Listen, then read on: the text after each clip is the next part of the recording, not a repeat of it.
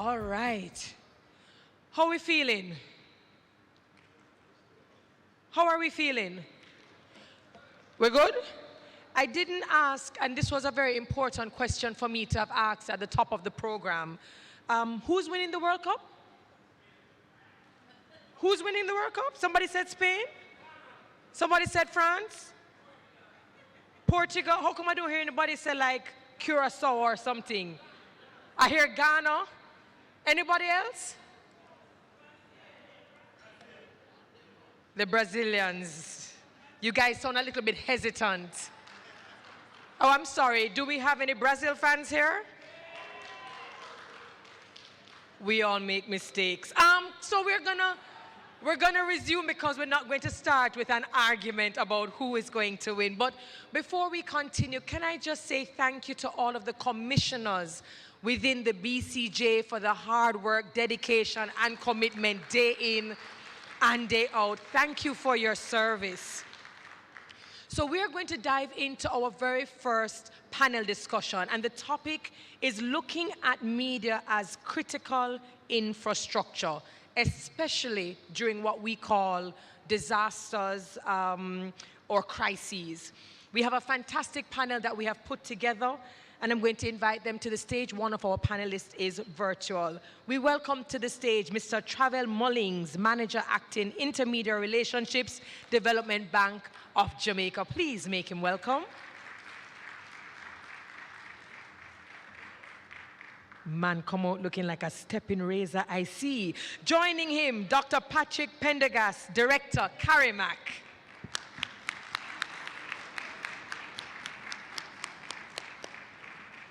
We certainly hope that that is coffee or tea in that cup. Joining them on the stage, Dr. Claire Grant, Managing Director, Fair Media Consultancy Limited. My former executive senior manager, good to see you. We have Mr. Patrick Williams, CEO, More FM. He's joining us virtually. I saw that when I asked who are Brazilian fans, I saw him putting up his hands. He was right there on screen. And the person who has been given the task of moderating this panel discussion is Dr. Paul Hector, Advisor for Communication and Information, UNESCO. Sir Paul, over to you.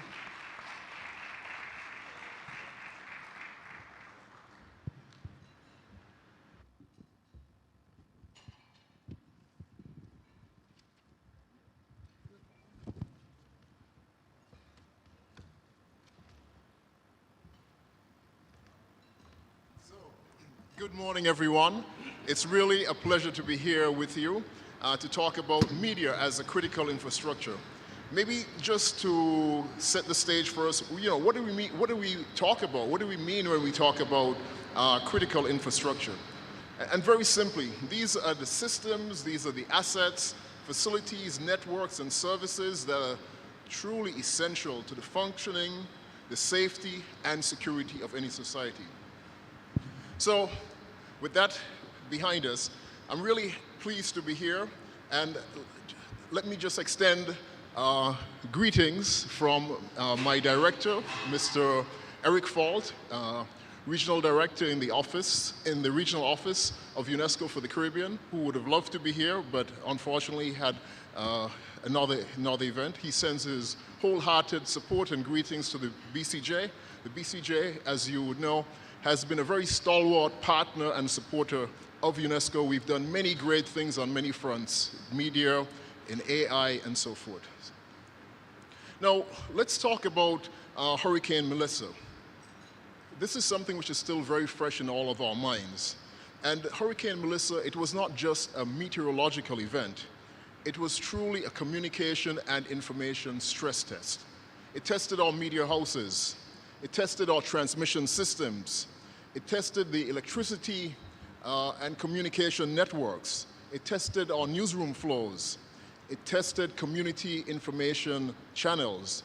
And ultimately, it tested public trust.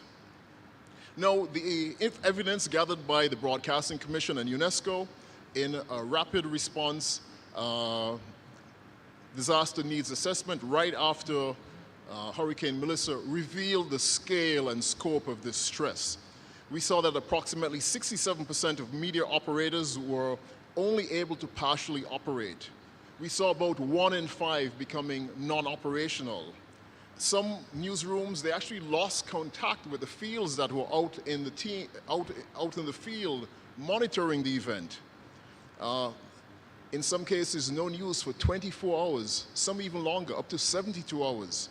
And we saw media personnel, 112 of them, unable to continue to work because of injuries, closure of their organizations, damage to their properties.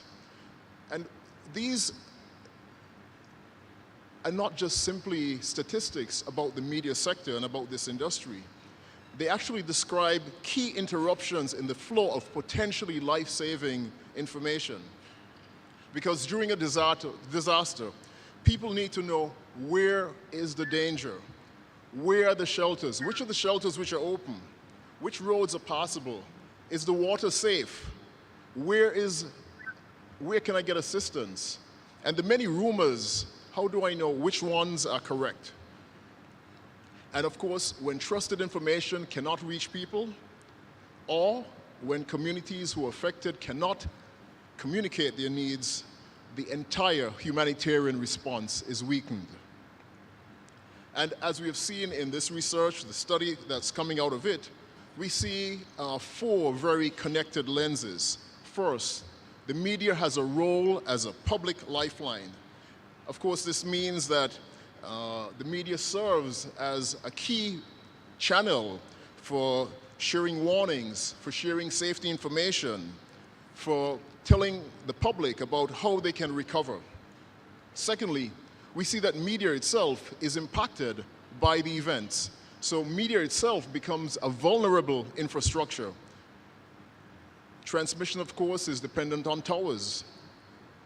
When the towers go down, the channel is interrupted. When electricity goes down, when there's no fuel for the generators, when skilled persons are not able to access these sites or to broadcast, we see media is vulnerable.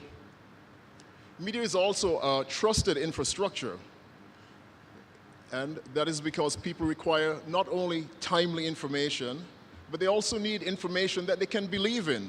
They need information that they can understand, that comes to them in a language, in a context that they understand. Imagine if you are a hearing impaired person. How do you receive this information? And finally, media as an investment priority. All of these things I've described, resilience against them has a cost. And actually the real choice is, when do we pay this cost? Do we pay before the event, or do we wait until after, trying to recover when the cost is inevitably much higher? And so, really the most urgent question that we have to settle here today is, what does it take? What does it take to keep the public information chain functioning when the systems on which it depends normally are failing? And the answer to that lies, of course, in the domain of policy, but also very much in capacity building, as well as in new operational roles, functions, and modes. And so we need to really ask ourselves some very serious questions. Are the media and the broadcast infrastructure that we have adequately reflected in the national disaster legislation, in the national planning and decision-making processes? Is that the case? Do we have already protocols for ensuring that we have priority access to transmitter sites, to fuel, to electricity restoration? Is the media on the priority list of JPS? And also, I talked about the importance of paying that cost before. Do media organizations have tested preparedness plans in place? Have they tried them? What resources have they allocated to protect their workers? Personal protective equipment, do they have this? Has that investment been made? We also have a number of other actors who are part of this broadcast and information sharing and communication network. And here I talk about community media, amateur radio. We also have disability organizations. We have networks at the local level. We have churches, volunteers.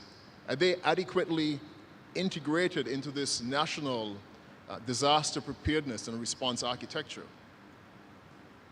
And at the end of the day, the test as to whether these systems work, it's not just whether information is transmitted, but it's really whether has every affected person, including those without electricity, without internet access, without conventional means of receiving information, have they had access to the information that they need in time, in a way that they can understand, in a way that they can trust and respond? And of course, talking about trust, we need to talk about information integrity. Disasters create information voids, and those voids create spaces for misinformation and disinformation.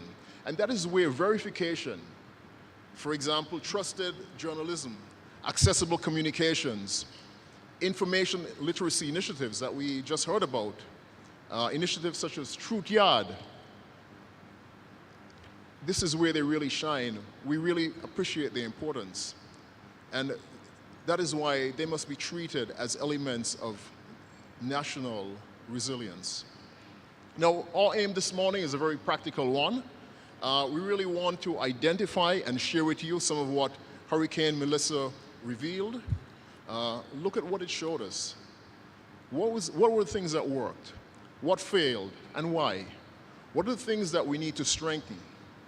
And what do we need to put in place before the next big one, whatever that may be?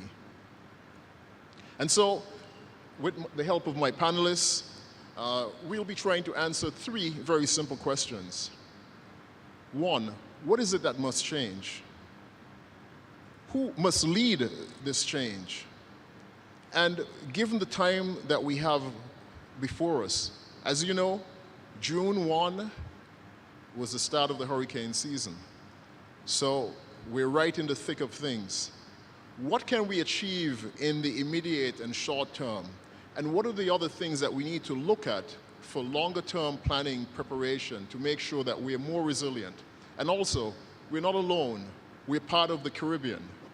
How can we make sure that all learnings are also transmitted to those others? And I have, as you know, a great panel here to help discuss all of this. First, everyone will be making sort of presentations from their various sectors, and then we'll have a bit more of an interaction.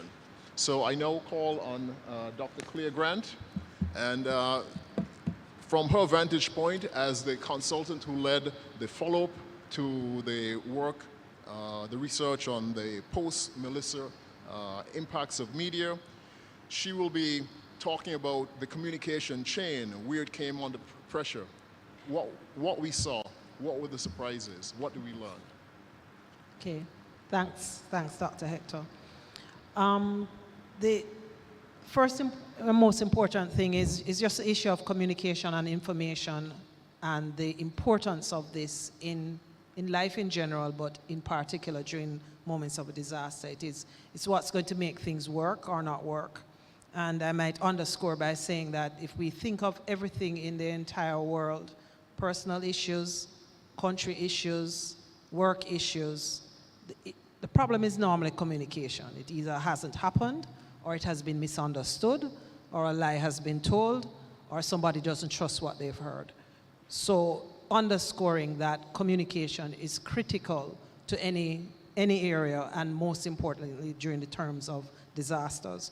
So when we were taking a look at what happened post Hurricane Melissa, we kind of carved up the media experience into three areas: their readiness for coverage, their actual experience during coverage, and then importantly, how they were able to get what they had covered to audiences. In other words, audiences' ability to connect.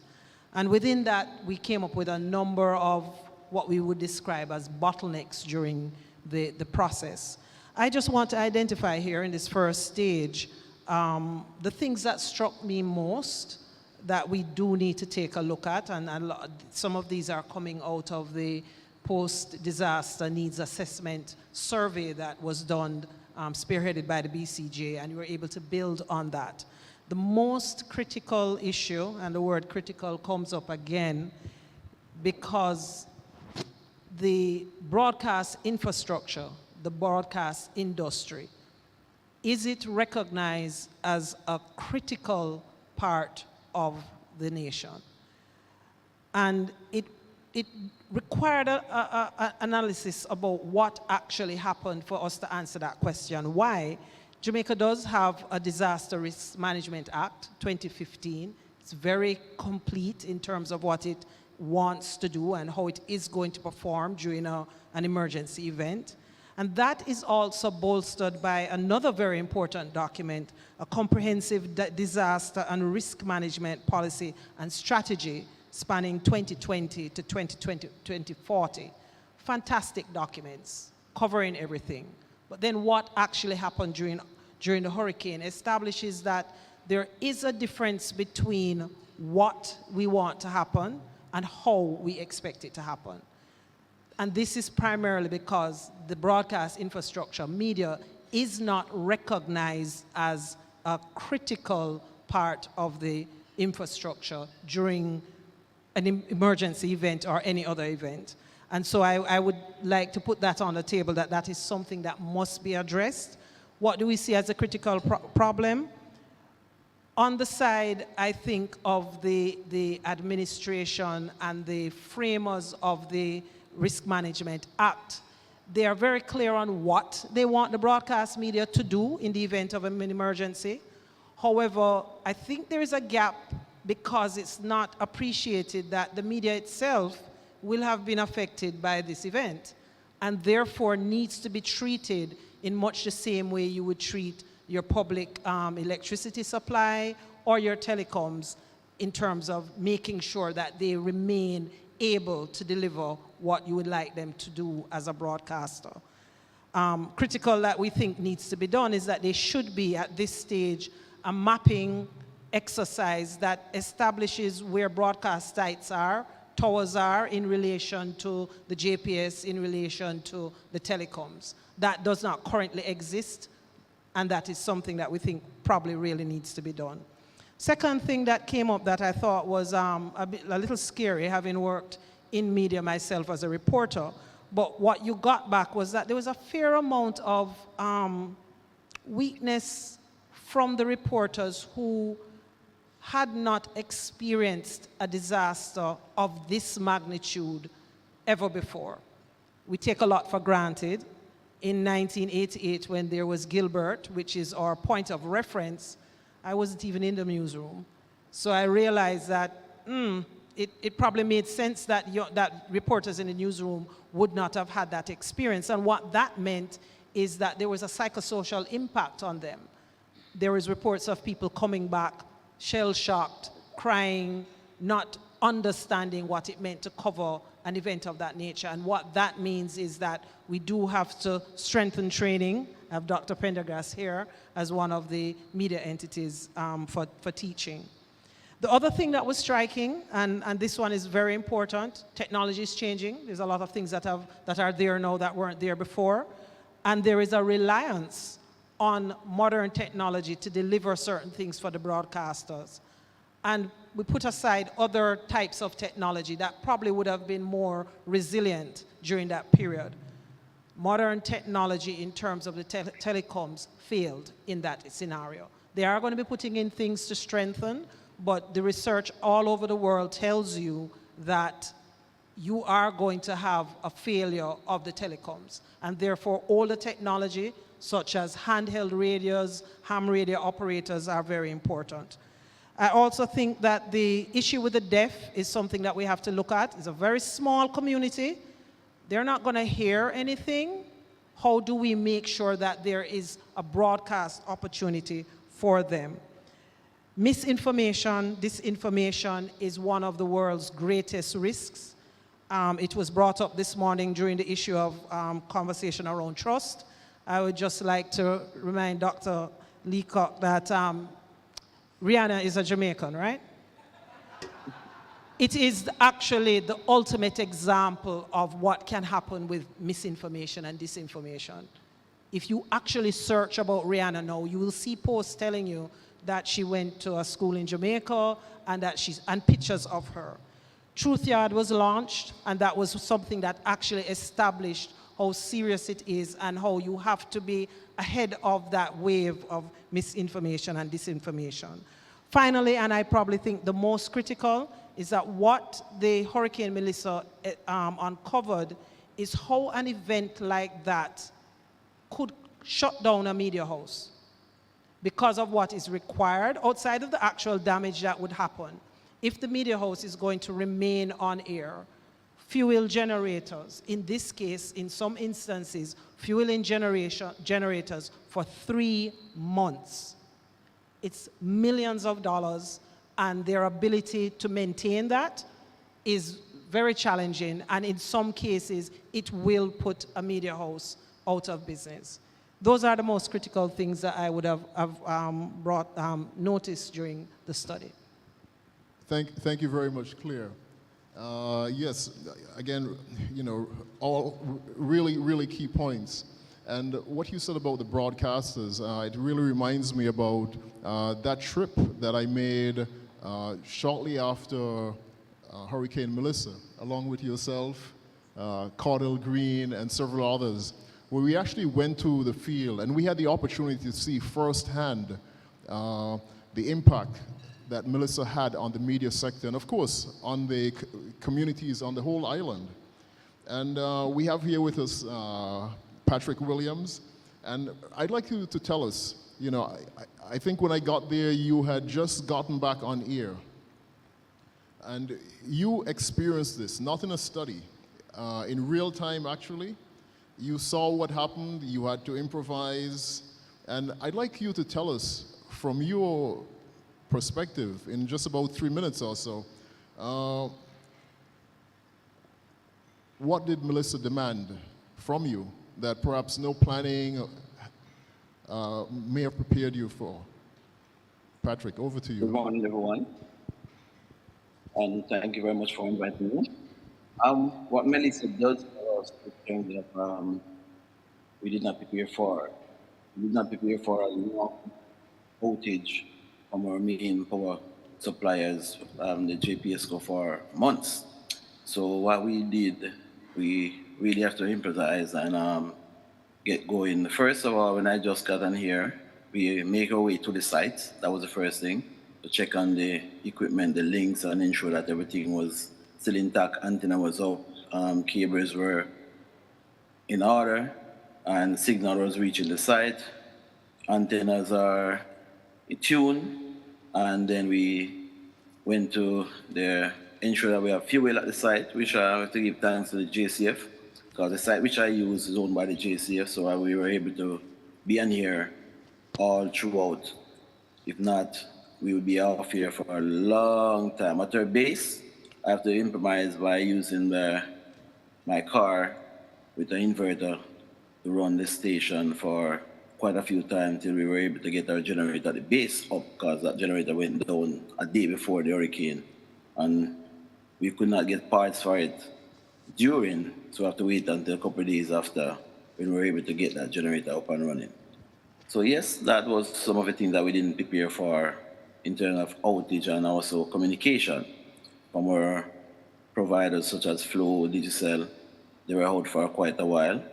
Most of their sites does not back up because person may steal their batches from those sites, so they were not able to operate in many areas. So that was one of the things that really hampered us, but we were able to get back up within a couple of days, within I think about a week after. We were able to get back on here and have our listeners the information that they were longing for, because a lot of stations in the West were out, a lot of sites were damaged, and Not saying that the sites are not serviced, they are serviced properly, but we did not expect that that great wind, the speed of the wind and the damage that was done. We did not really prepare for that. Thank you very much. So I suppose some of the unexpected things were theft of batteries at some of the sites. So again, it points to the need for maybe greater security.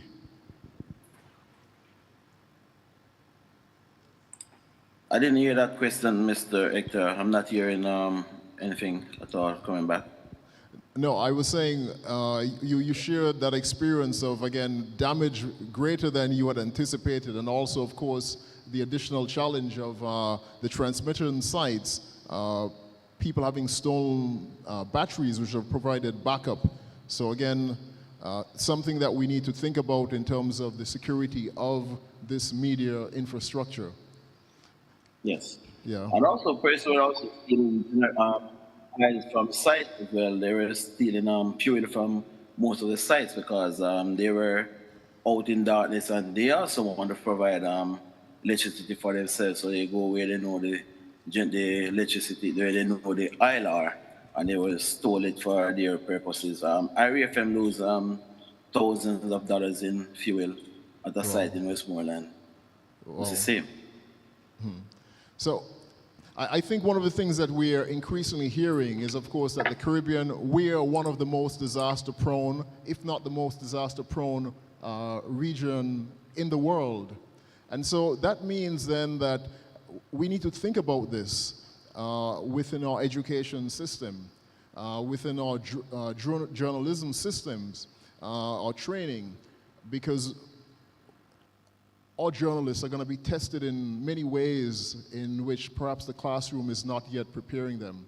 And we have here Dr. Prendergast to tell us a bit about, what's needed and perhaps, what they're doing in this area.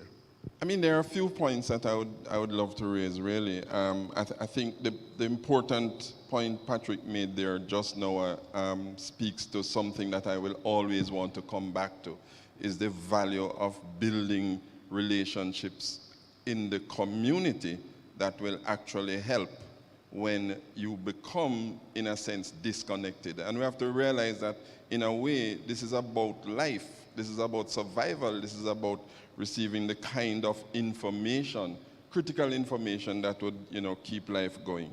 I think even though this conversation around media as critical infrastructure would have probably been forced upon us by Melissa, I think we have to move forward knowing that we would have become even more informed, more aware, more prepared for what will come. Because, I mean, the climate scientists have been warning us for some time that, things will get a little bit more intense, a little bit more dangerous.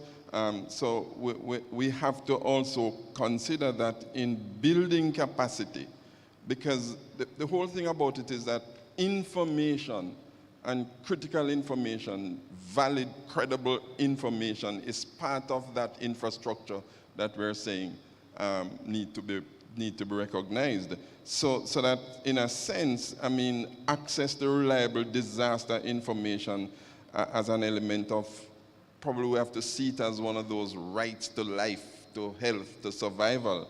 And the way we treat with how people receive that, with how people, deliver that, receive it, it's very critical. So when we are looking at what we do in terms of training and education, we have to be mindful that this is not just about providing warnings. This is not just about declaring mandates. This is not just about instruction, but providing guidance in a way that will really, help people make those kinds of life-changing decisions. So the quality of the information matters. I mean, we will never be able to have a conversation about the role of media, how information and communication is treated without speaking to the issue of trust. It's a major part of our relationships thrive. And of course, in that mix, it means, therefore, that integrity matters. And training and education, therefore, would be about guaranteeing, ensuring that there is some kind of development and application of certain skills and competencies that will help people to in a sense, feel some sense of confidence in what it is that they're getting, the trustworthiness, the understanding, the adaptability. If we don't, I think, if we don't participate in a process that allow those who are learning, not just in terms of having a history, but understanding what it means to adapt, to be agile, to respond to the situation you're in, we're going to be in serious problem. I think that is one of the reasons why, when UNESCO and the BCJ rolled out the Truth Yard as a verification platform, we were happy to be part of that, because we realized that, in a sense, part of ensuring that our journalists, our media workers are understanding that they're in the business of building resilient systems, in as much as the health sector is, that they have to come to terms with what it takes to ensure that the information that is out there makes sense. Everybody talk about misinformation and disinformation. The truth is, what you want to do is ensure truth. You want to ensure that fact is actually reaching the people. Even in this AI-generated world, yes, we have to be considering that. But I think the other piece that I would really love us to always bear in mind is that the technologies will always be changing. And if we don't see the real value in, put another way, the way I said to somebody this morning, the technologies, we can't approach the new technologies as just a threat and to everything that we're doing. We need to be able to get to the point where everybody, those who are being trained to move forward, those who are receiving the information, that they have a good understanding of what these technologies are and the appropriate ways to use them to the benefit of our society. So I think, in a sense, we also have to look at media and information literacy right across the board. I think those are the points I would want to make in terms of how we look to the lessons coming out of this experience, and how we build resilient information systems as we go on. No, I really love what you said about Truth Yard, where, for example, as part of the response to Hurricane Melissa, students at CARIMAC had an opportunity to really be involved in, these were media students from CARIMAC, in the response. So again, having an opportunity to see what goes on in disaster. And I think that's something which is very important, that relates to the point that Claire raised, where she talked about many journalists who were already practicing, were shell-shocked by what they saw. So again, if through the learning and teaching we can already start preparing, exposing, that will be really important. Now, of course, all of this has a cost. And, being prepared before, putting things in place, backup power, the security to make sure that the batteries don't get stolen. And we know that many media houses are grappling with challenging financial realities. How do they build this resilience? And as part of Jamaica's sustainable development, how do we fund this? And Travell, maybe you can tell us, Thank you so much, and good morning to everyone here today. So I'm from the Development Bank of Jamaica, and just as a background, Development Bank of Jamaica is an agency of government that falls under the Ministry of Economic Growth and Infrastructure Development, right? And so our mandate spans being able to ensure efficient and effective deployment of capital across key sectors that drive economic growth, or not just drive economic growth, but allowing these entities to become sustainable. And so we do that through a number of instruments, whether it is debt financing. We have also seeded some equity groups as well as some venture capital groups, private capital groups as well. So there are ways to access capital so that you can actually thrive and grow. We have also been able to support through credit guarantees, which you'll hear me talk about more in this session today. So the DBJ also boasts what we call a CARIMAC rating, a rating that ranks us currently just below the CDB, which means that we are leading in the Caribbean, which allows us to crowd in low-cost funding so that you can access for, whether it's for resiliency purposes. Now, where the Melissa is concerned, the Development Bank of Jamaica was able to put out in the public a framework that would address some of the critical issues across sectors, across business units, and that we call the M5 Business Recovery Program. And what that does is actually it's a framework that allows us to use certain levers to allow capital to flow in an effective way. And so we see media as a critical component to the whole infrastructure because of a truth. If a government is unable to communicate before, during, and after any climate-related activity, then there is a slower space to recovery. And so that is critical to how we are able to operate. So the Development Bank of Jamaica is there to ensure the deployment of capital that you can actually scale the operation, grow, and build in resilience. I must say, just for this opening session, to say that we have also embraced a proactive approach to resilience. So Jamaicans are mostly accustomed to a reactive approach to resilience. Something happened, then we put something in place to get you back on track. Now we have what is called a proactive approach. So currently we are running a program that seeks to energy resilience.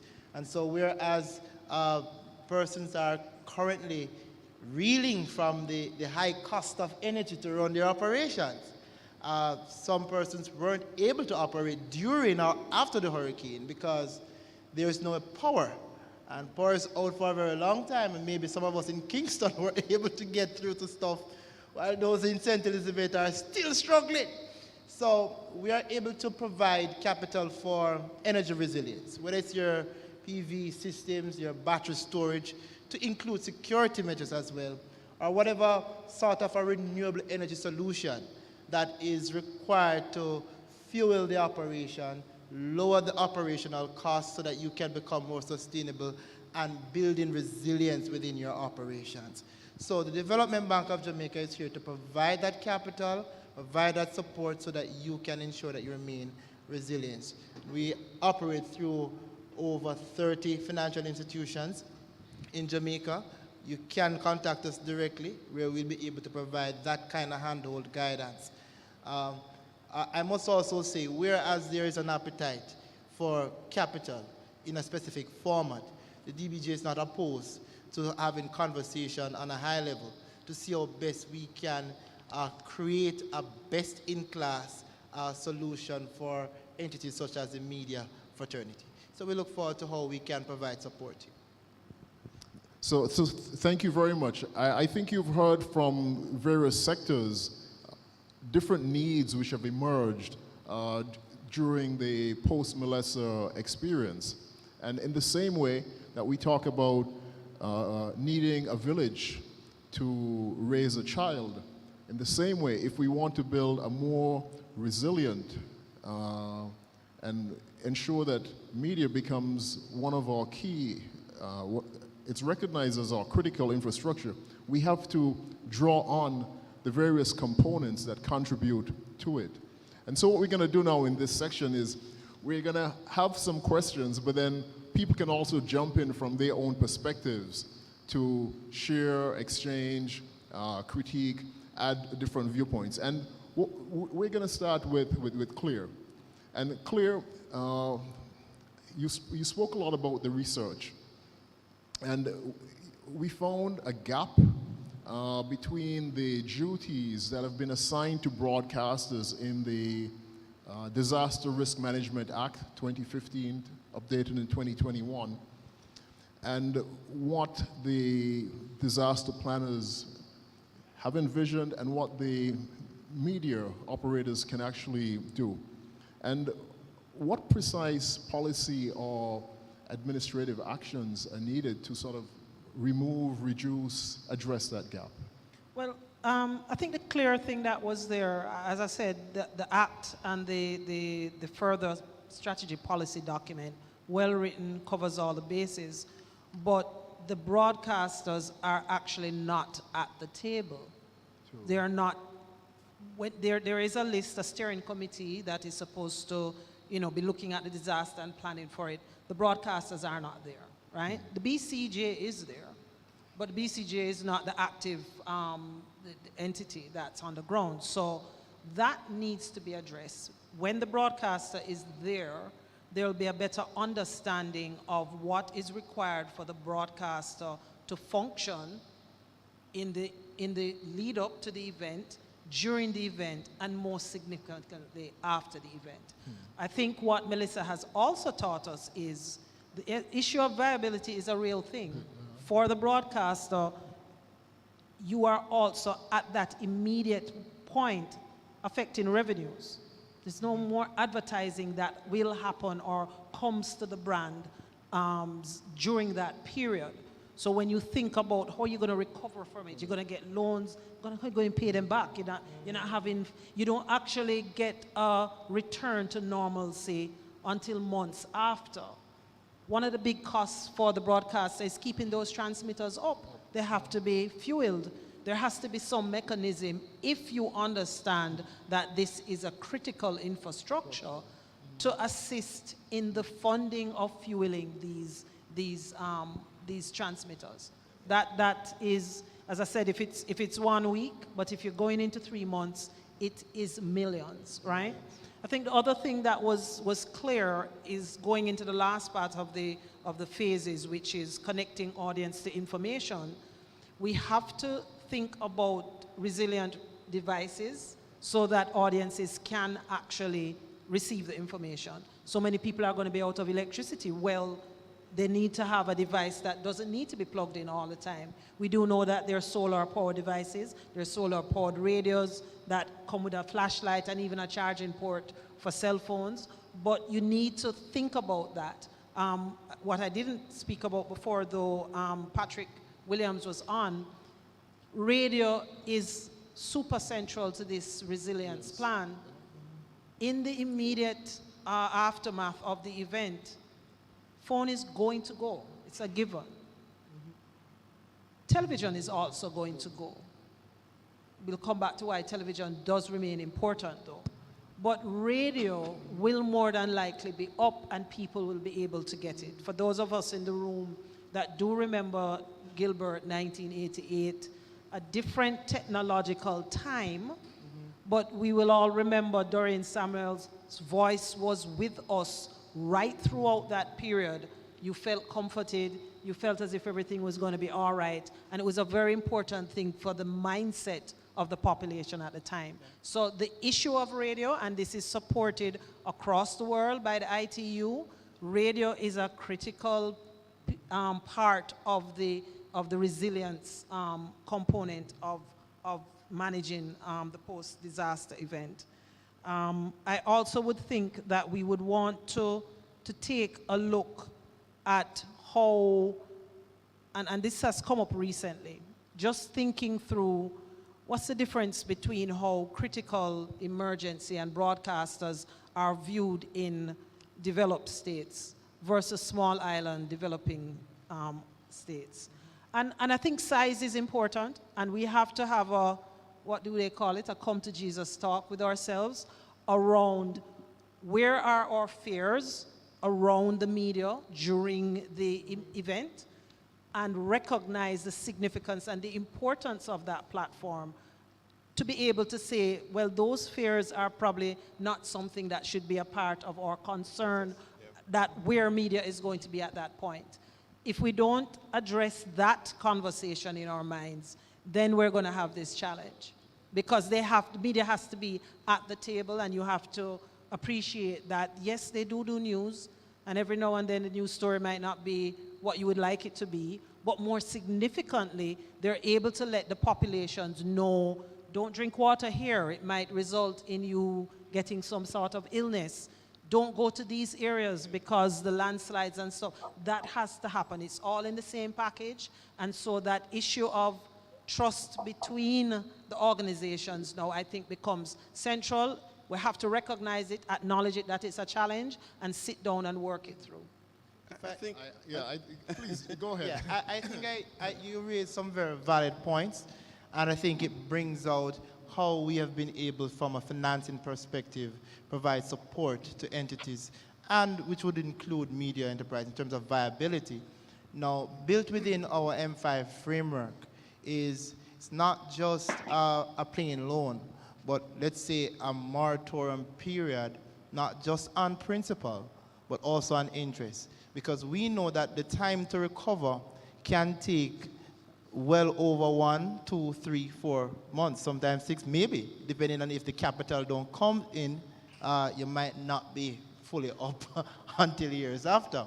So we built that within the framework, where entities are able to actually access that sort of a break on payments that allows them to re-engage and get back their customers and get their, The other thing is that where funding is concerned, outside of grants, there is a challenge of collateral. And when we look at, those who are operating in the media space, the balance sheet does not support let's say, traditional collateral that is commercially viable.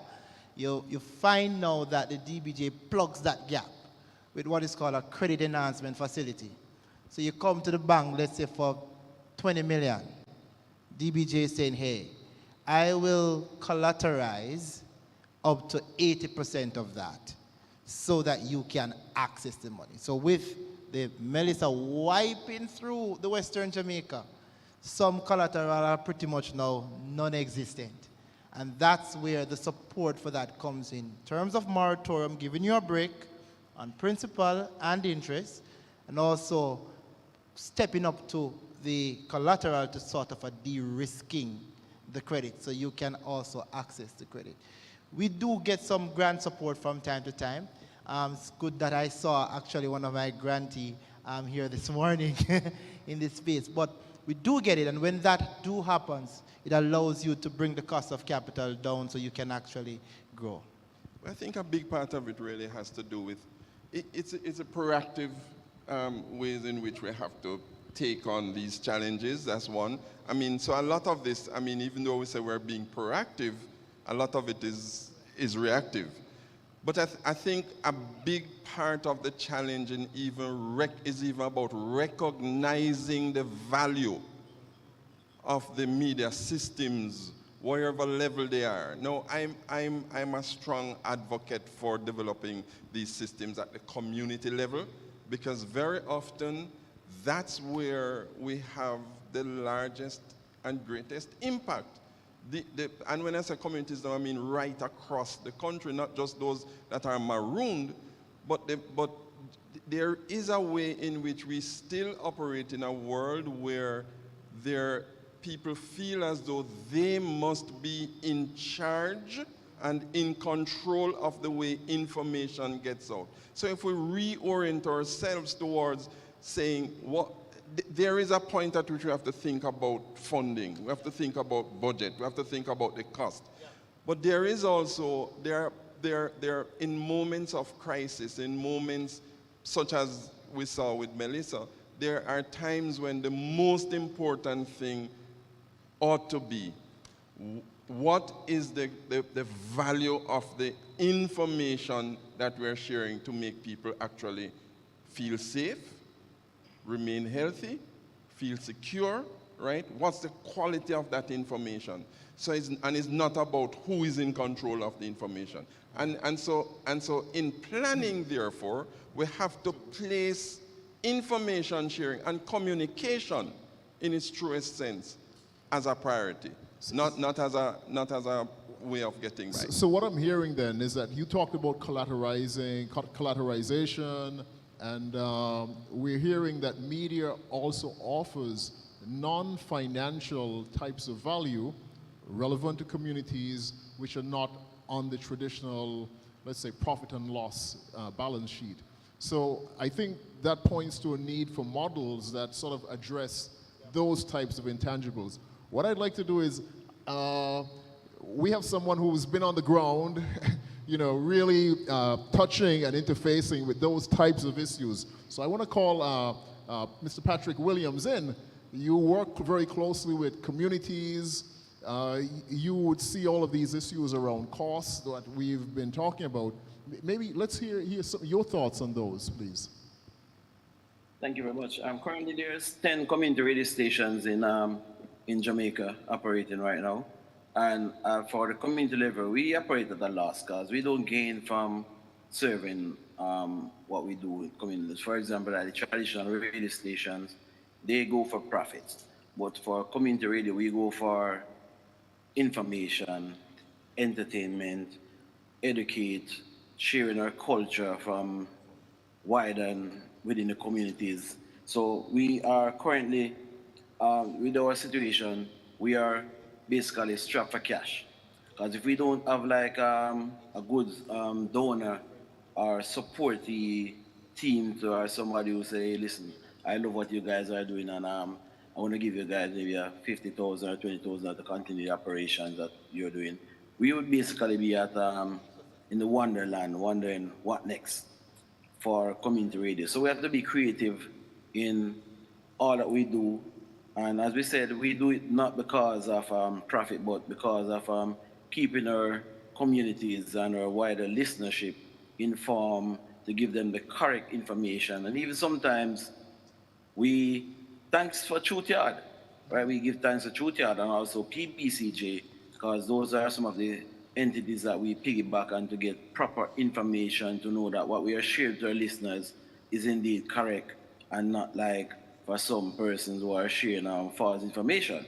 And for community radios, with our personnel that we have within our operating with us, like our team members, we have to ensure that our team members are properly trained and not go for the hearsay, like they see something on social media and run and 1 year with it. And we have to ensure that, hey, listen, before you do that, make sure we check out the sources to ensure that it is relevant, because we don't want to mislead anyone.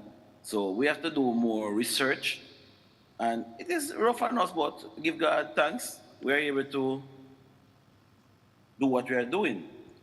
As I said again, community radio is the heartbeat of the culture, and we think that persons need to spend more time to ensure that the support system is in place for community radio. Maybe the government need to look at a joint venture by maybe said joining community radios with their public information system.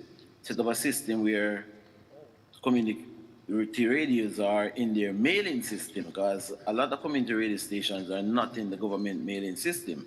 Like, for example, ODPM or JIS or any of these entities. They are not in it. So we were looking, and for disaster again, I would love to see the disaster preparedness management put their on the radio base at all, not just community radio station, but all media houses across the island, that we can get first-hand information from them. Mr. Williams, in disaster, just like what they share with the fire. Mr. Williams, I'm so I'm sorry, not hearing you, mistake. but I see from the clock that we really don't have that much time left. And so at this point, I'm just going to ask each of our presenters just to leave with us one key thought that our audience, the decision makers here, need to take away with them. Yeah, I think it's important to understand that when these events happen, we are telling our story. Melissa told us a lot about how other people tell our story, and also how long it's important for them to tell the story, which is why I came back and said I'd come back to TV. Even although TV might not be on air in Jamaica during Melissa, it was on air for people who are outside. The diaspora audiences needed to know also, other people also needed to know what was really happening. And so it's critical that it is understood. It's important to keep these up. I also would like to point out that the issue of insurance is one that needs to be addressed. It is all about being proactive, and this is something that I believe a broader concern around. How do we ensure these physical components of the infrastructure so that if they do get affected, we've established that guide wire towers are not really susceptible, are going to be susceptible to the type of winds we had. But we need to replace them. I do know there's one operator that lost towers in Beryl 2024, and they lost those towers again in 2025. So the insurance issue is one that needs a bigger plan. DBJ, if there is even a thinking around, how do you ensure that a lot of the smaller players are able to insure their equipment? I will just use my 30 seconds to make one call, really. The BCJ has been for some time doing media and information literacy in the high schools, in the primary schools. I think we need to strengthen that. We need to find a way to bring stronger support to that so that right across our society, we will have a much more critical and reflexive response to what it is that we're consuming. Certainly, so just to strengthen and broaden the media and information literacy projects, programs, policy. And within media programs as well. Oh, definitely, Within, it's part yes, of it. Yes, yes. Mr. Williams, Yeah, 30 seconds. We would love to see a more stronger bond with the entities like community radio stations and the government-owned DBCJ, for me. All right. All right, so for my 30 seconds, I just want to say that DBJ is here to support you in your scaling opportunity and your resilience rebuilding. Don't forget, last year alone, we did $6 billion in credit guarantees, just covering our guaranteeing loans for persons. We are able to put forward over $2 billion in the last 4 months for resilient reconstruction. And resilient reconstruction also is helps with the credit risk, because what it says is something happens again, you are proof against it. So that's something that you can also employ.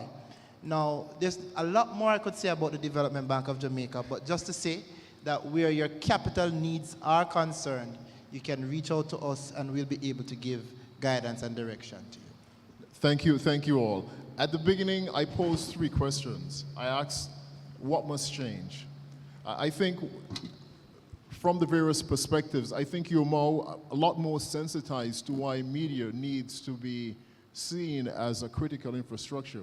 And of course, that means moving media from the periphery, where it is, and really making sure that it's well integrated into this national disaster preparedness architecture. I also asked, who must lead this change? Again, as you've seen, it takes a village to raise a child. We need lots of actors, but I see key roles here for organizations like ODPEM, of course, the BCJ, Spectrum Management. We've heard about the role of finance. And in terms of what can we do, I think it's really crucial that these key actors, and also media, you can also raise your voice. We seek to perhaps meet within, let's say, maybe another 30 days, and then try to see how we can take some of these issues which have been identified in the research and really come up with an action plan. Because, believe me, we are in an era of more extreme, more frequent events. And so every day is a day living on borrowed time. Even if we're outside the hurricane season, we have earthquakes that we're susceptible to all year round. Thank you all. Let's take action. Let's move forward. Thank you very much.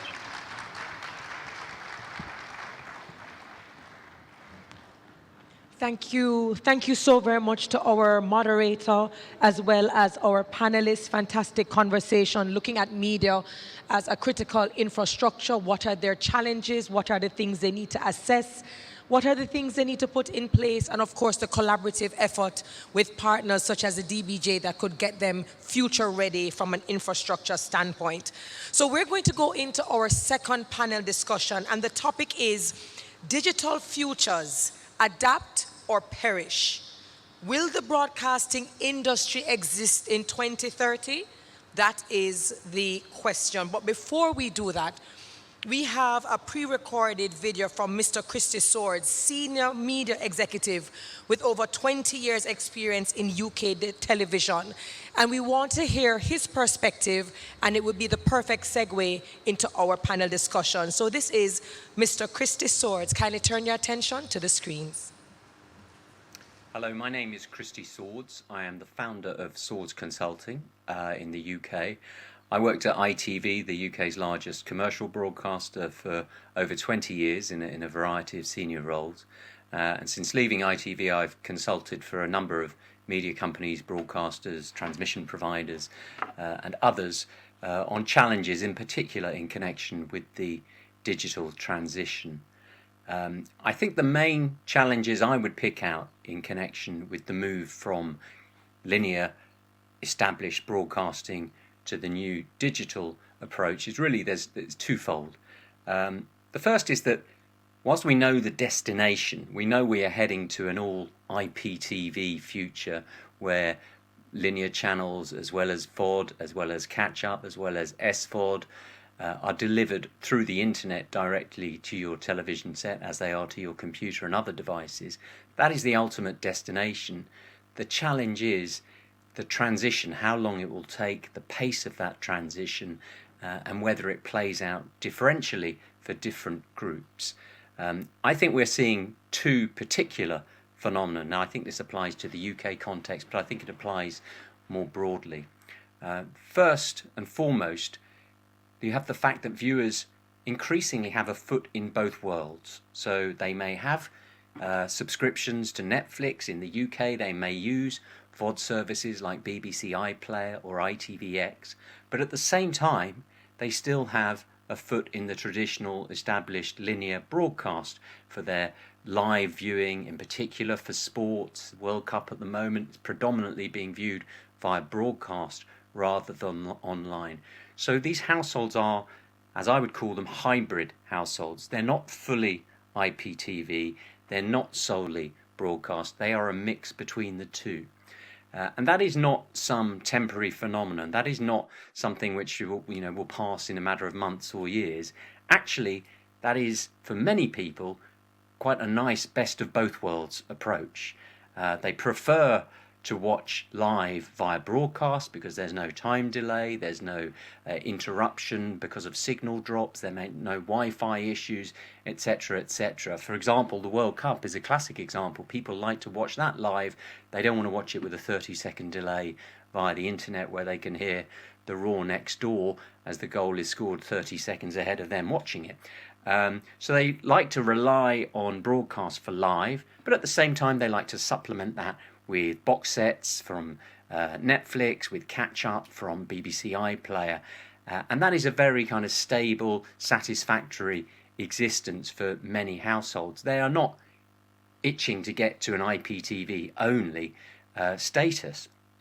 So that's the first issue that I would flag, the existence of hybrids. The second really is that there is a large or a significant minority of homes who don't use connected TV, who don't use IPTV at all. They rely entirely on established broadcast, be it via terrestrial networks or via satellite. They don't use BBC iPlayer, they don't use Netflix, they don't use Amazon, they don't use Disney or any of the other many services that are available.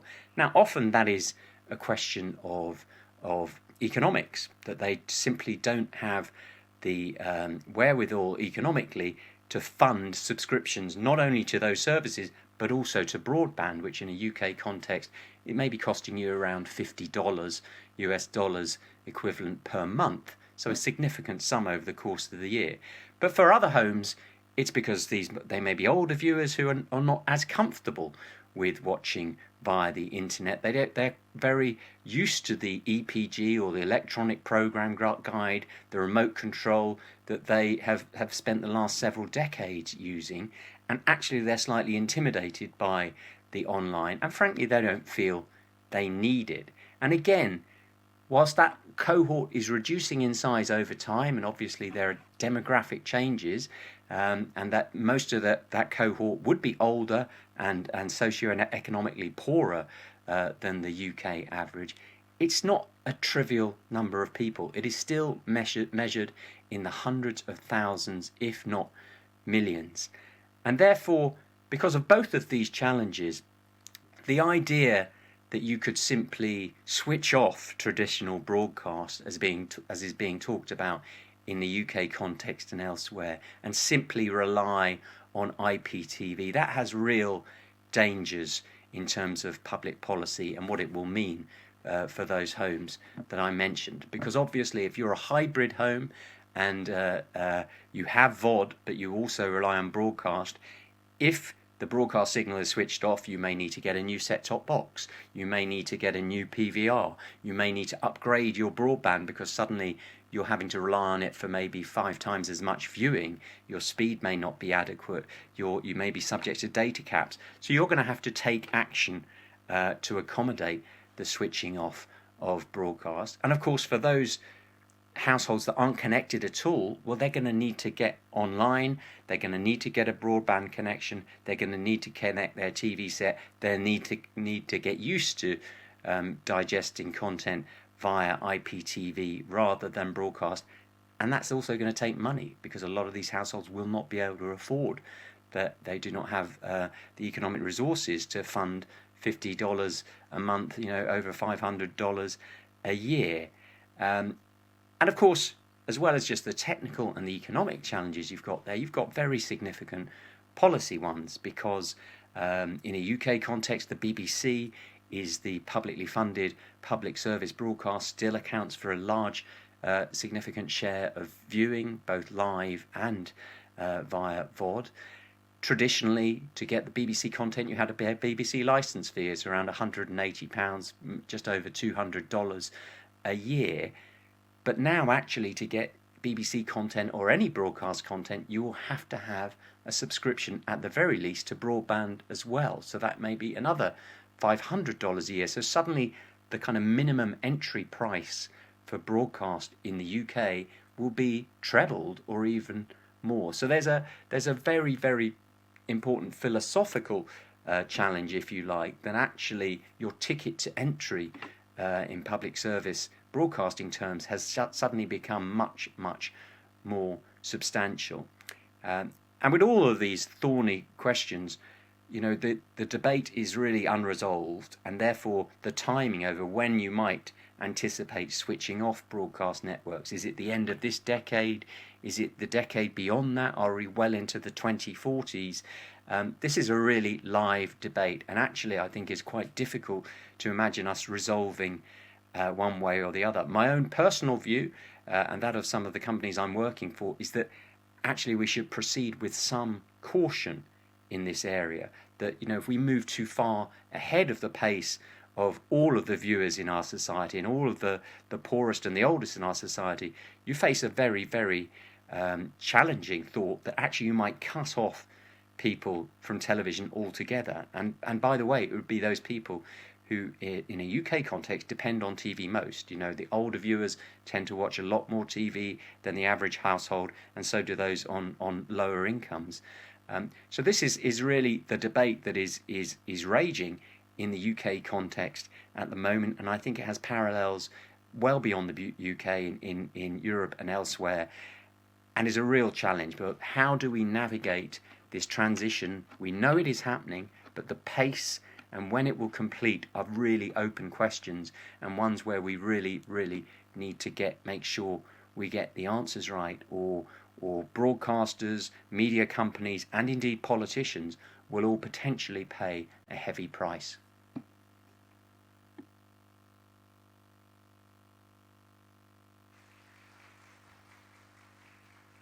Thank you so very much, Sir Christy Swords, who, funny enough, earlier on I had said, even as we speak about digital transformation and the transition, we cannot overlook a certain demographic. And here it is, he's saying, of course, transition is going to take place, transformation will take place, but we still have to look at consumer behavior, their ages, are they even able to afford it? So we can have the conversations, but he said to proceed with caution, that we do not outpace our viewers, neither isolate or displace them. Again.